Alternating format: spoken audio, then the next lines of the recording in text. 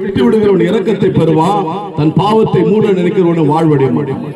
அன்பு சகோதரே, எது எதிலிருந்து வந்ததோ அது கூட இருக்கிற மட்டும் தான் அதுக்கு மதிப்பு.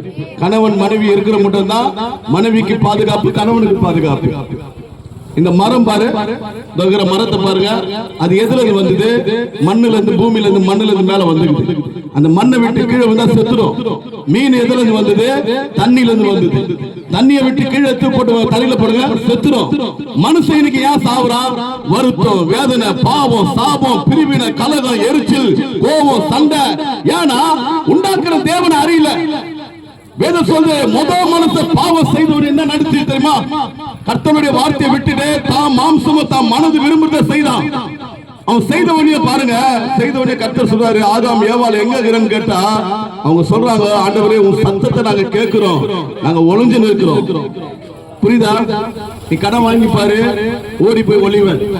நீ எதனா ஒரு தப்பு செய்து பாரு, ஓடி போய் ஒளிவன். இல்லைன்னா உன்னை புச்சை திரும்ப செயல போட்டுவாங்க.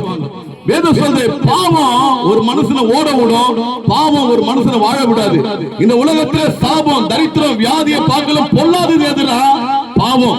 பாவத்தினாலதான் வியாதி, பாவத்தினாலதான் சாபம், பாவத்தினாலதான் தரித்திரம். அடிப்படை எதிரானா பாவம் தாங்க முதல் இந்த பூமியில. ஆதாம் ஏவாள் பாருங்க, அவங்க செய்த பாவத்து நிமித்தமா கர்த்தர் சொல்றார், உன் நிமித்தமா இந்த பூமி சபிக்கப்படுனார்.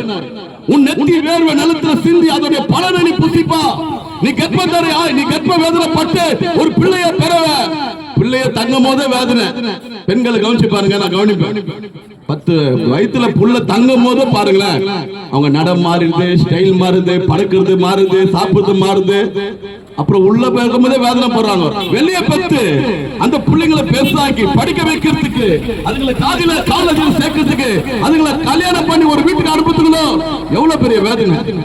கர்த்தர் சொன்னாரு, பாவத்தினால இந்த உலகத்துல ஒரு பெரிய பாருங்க, பாவம் செய்தோடனே ஓடி போய் ஒளியலாம்.